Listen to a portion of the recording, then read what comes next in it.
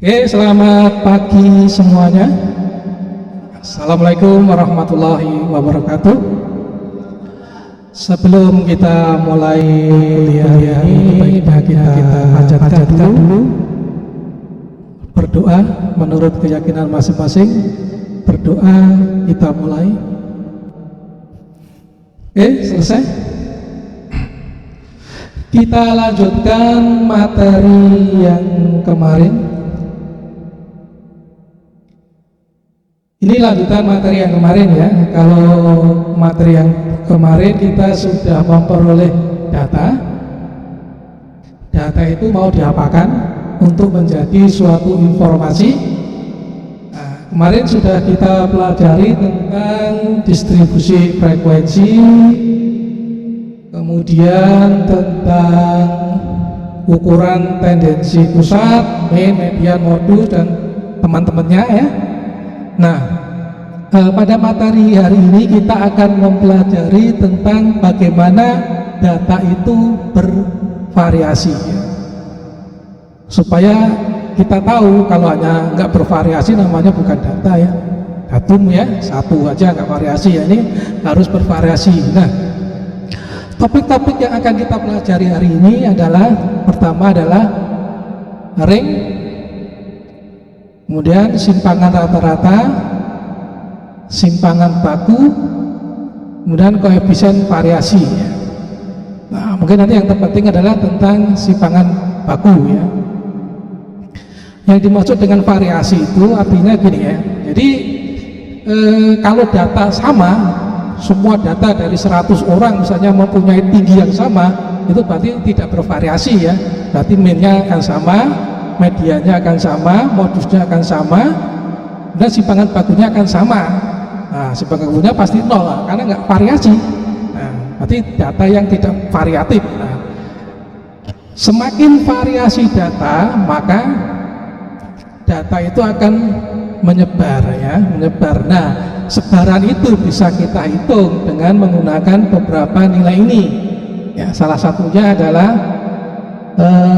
ring ya.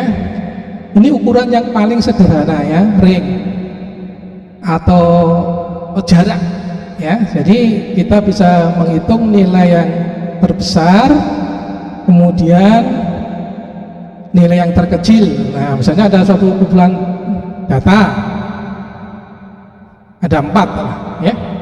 Nah, kita lihat di situ nilai yang terbesar adalah 70, nilai yang terkecil adalah 30. Berarti jangkauannya dari yang terkecil ke yang terbesar adalah 40 atau 70 dikurangi dengan 30 ya. Ini cukup mudah dipahami ya. Ya. Kemudian ukuran yang kedua adalah tentang simpangan rata-rata. Nah, maksudnya gini ya. Jadi kita mempunyai sekumpulan data, kemudian nilai yang terpenting di dalam statistik itu kan mean ya, rata-rata. Yang dimaksud dengan simpangan rata-rata itu adalah bagaimana data itu menyimpang dari nilai tengahnya, dari nilai rata-ratanya. Ya, kemudian kita jumlahkan, maka akan diperoleh dengan simpangan dari rata-ratanya. Nah, untuk mempelajari statistik itu sebenarnya mudah, perlu alat bantu yaitu tabel. Tanpa ditabelkan itu pasti akan susah, dibayangkan susah, maka perlu ditabelkan. Misalnya kita mempunyai 10 data ya, 10 data atau X ya. Nah, 10 data kita jumlahkan ke bawah, datanya akan ketemu ini ya, 660. Kemudian kita hitung rata-rata. Kemarin sudah kita bagaimana menghitung rata-ratanya, yaitu jumlah data dikurang jumlah total data dikurangi dengan jumlah data. Nah, arti 660 dikurangi dengan jumlah datanya kan ada 10. Berarti ada 66. Nah, 66 itu merupakan nilai limitnya ya, sentral limitnya atau nilai tengahnya atau nilai rata-ratanya ya. Kemudian kita kurangkan saja di tabel kolom yang keempat. 60 dikurangi 66 min 6. 60 dikurangi 70 dikurangi 66 4 dan seterusnya. 70 dikurangi 4 dan seterusnya. Nah, kalau kita jumlahkan ke bawah itu akan saling menghilangkan, sehingga jumlah pengurangan dari data terhadap teori limitnya atau nilai tengahnya itu adalah 0. Nah, untuk menghilangkan nilai negatif maka kita menghitung nilai absolutnya, ya, nilai absolutnya dengan cara menghilangkan nilai negatif tersebut, ya, di kolom yang ke-5, ya, kolom yang ke-5. Kemudian kita jumlahkan ke bawah datanya, diperoleh angka 32, masukkan ke rumusnya, ya. Nah, sigma berarti jumlah ini, ya, karena ada tabel penolongnya, berarti jumlah 32 dikurangi 10, jumlah datanya 10 sama dengan 3,2. Nah, ini disimpulkan bahwa simpangan rata-rata dari data ini sebesar 3,2. Nah, 3,2. Kalau di sini terbesar 6, terkecil 0. Nah, 3,2 itu antara 0 sampai angka 60. Nah, ini simpangan rata-rata. Ukuran ini jarang digunakan karena ada tadi ya nilai-nilai yang dimutlakan itu, ya, nilai yang dimutlakan itu kadang-kadang kurang nanti penyebarannya kurang bagus. Maka teknik yang kedua itu adalah dengan menghitung simpangan bakunya atau simpangan rata-rata tetapi dibakukan, ya, dibakukan dengan cara tadi menghilangkan nilai absolutnya, ya, nilai absolutnya. Caranya sama, ya, ada beberapa rumus. Misalnya rumus yang pertama adalah ini.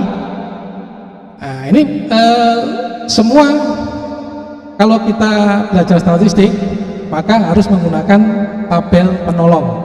Itu intinya di situ, akan mudah nanti, ya, sehingga hitung-hitungannya itu akan gampang. Nah, simpangan baku itu disingkat dengan S kalau dia sampel, ya, kalau populasi biasanya alfa, ya. Sama kita hitung rata-ratanya dari 4 data, misalnya 8, 40 dibagi 5, kemudian kita kurangkan data itu dengan nilai rata-ratanya. 8 di 8, 0. 7 kurangi 8 min 1, 10, 8, 2, dan seterusnya.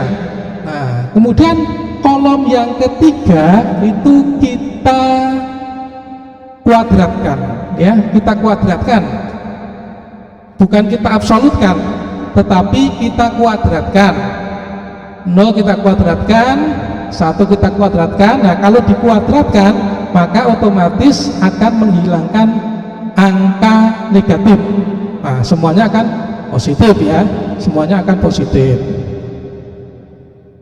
Kemudian kita jumlah ke bawah. Nah, jumlah ke bawah itu sigma, ya, sigma.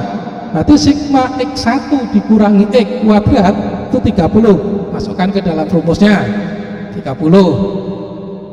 Kemudian pembaginya itu N-1, ya, N-nya 5 karena jumlah datanya kan 5, dikurangi 1 jadi 4. 30 dibagi 4 7,5. Nah, ini baru ketemu S kuadrat atau variannya, bukan simpangan bakunya. Untuk menurunkan menjadi simpangan baku maka harus diakar, ya, harus diakar.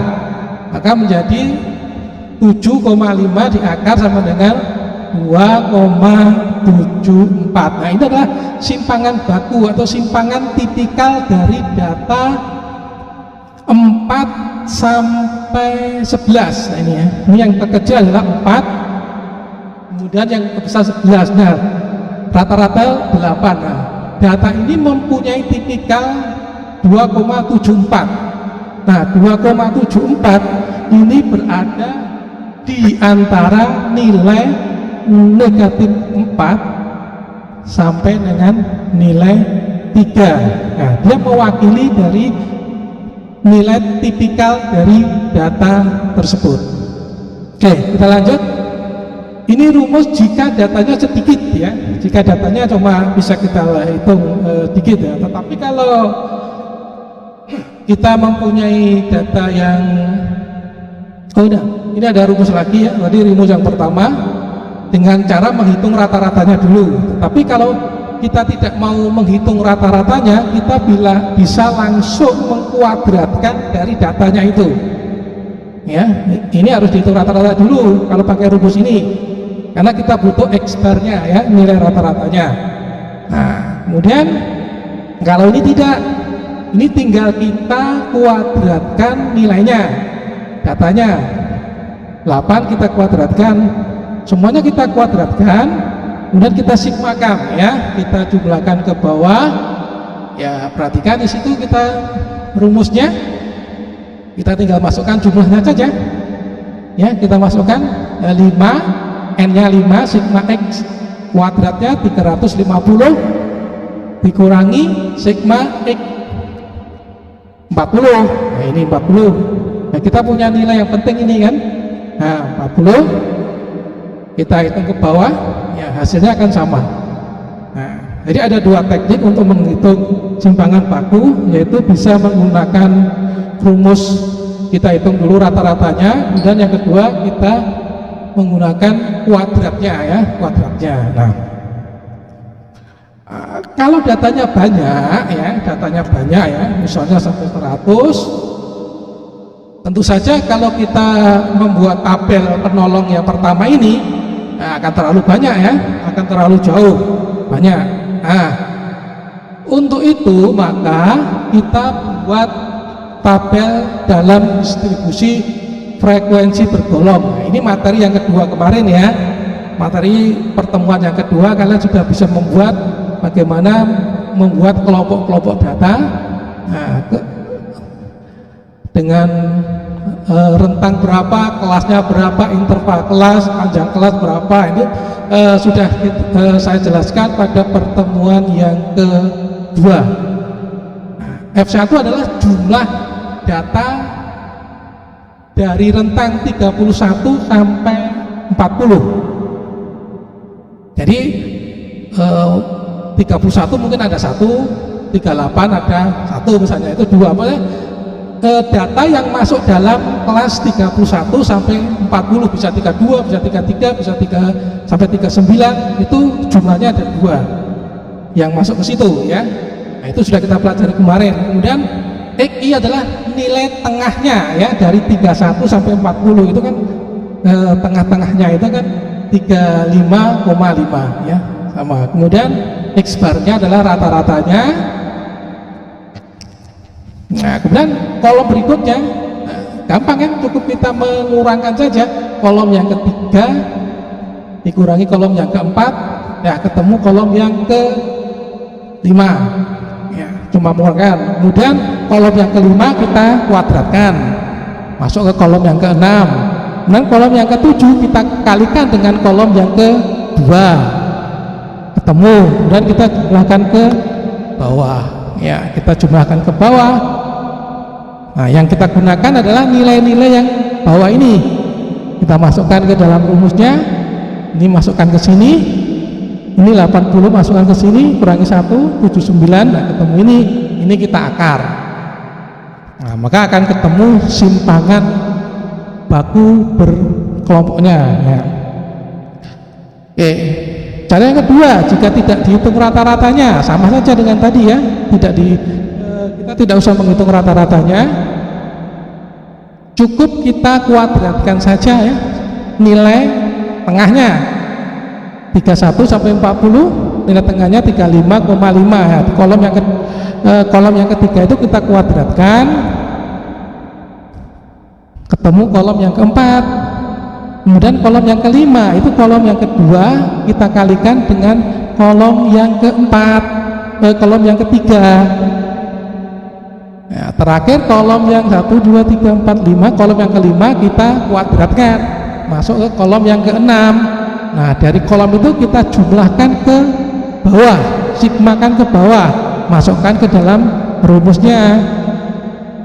Nah, ini 80, ini masukkan, ini masukkan.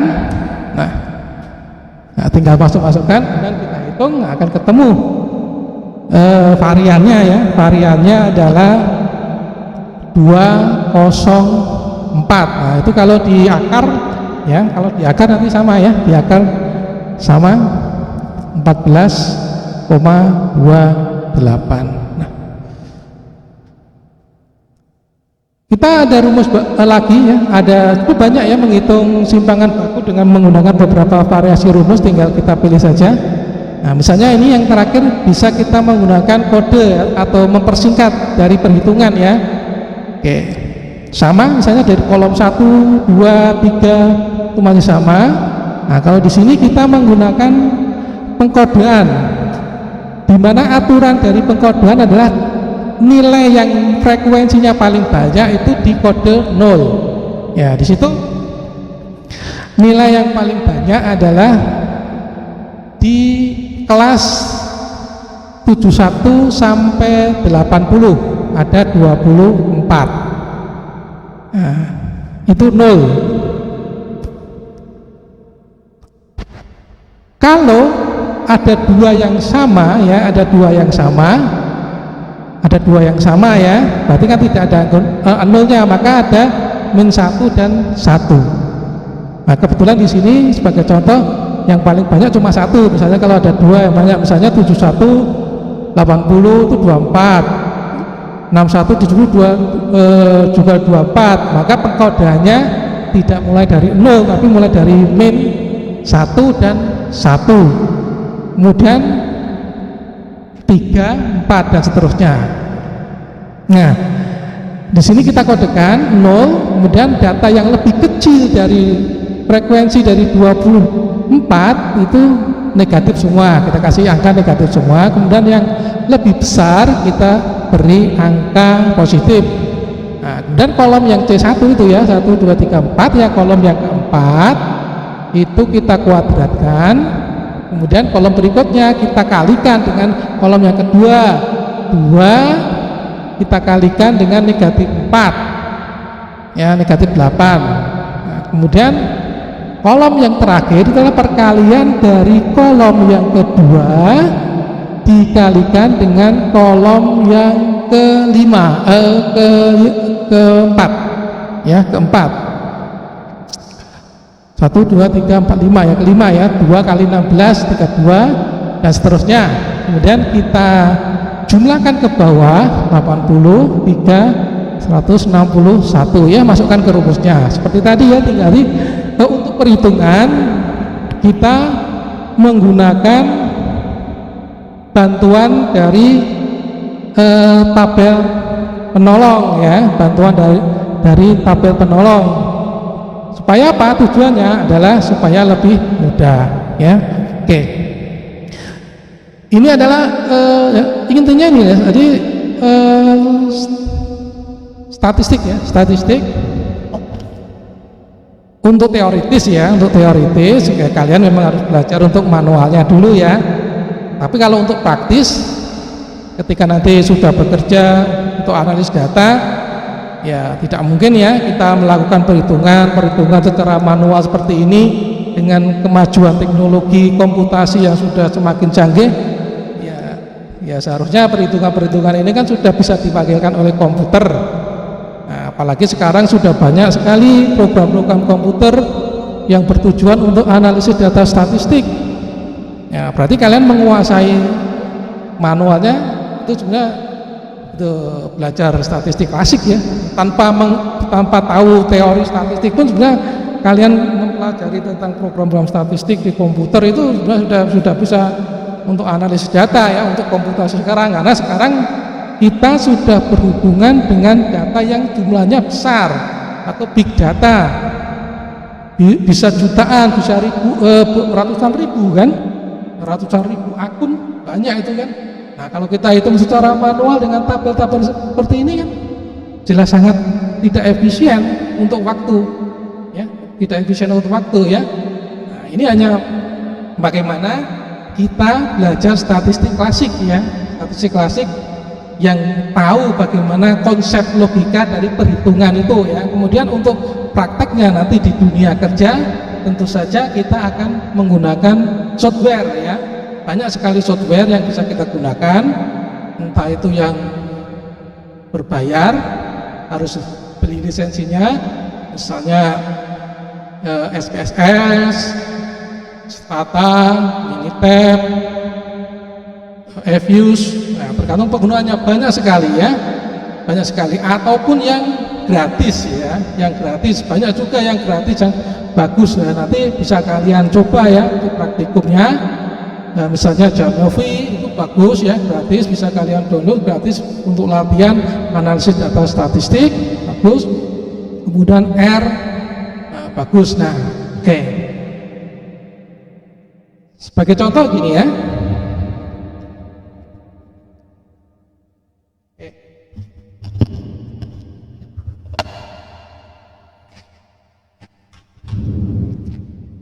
Nah, kalau kita menghitung nilai ini mungkin butuh waktu lama ya, butuh waktu lama. Tapi kalau kita bisa buka ini ya, salah satu contoh program ya.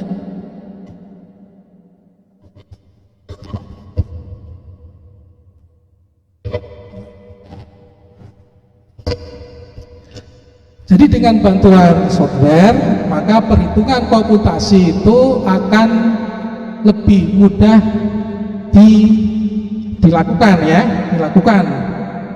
Jadi tidak manual lagi ya, sekarang semua sudah terkomputasi dengan bantuan komputer. Efisiensi ya, harus cepat. Tapi untuk kebutuhan belajar teori klasik memang harus tahu ya.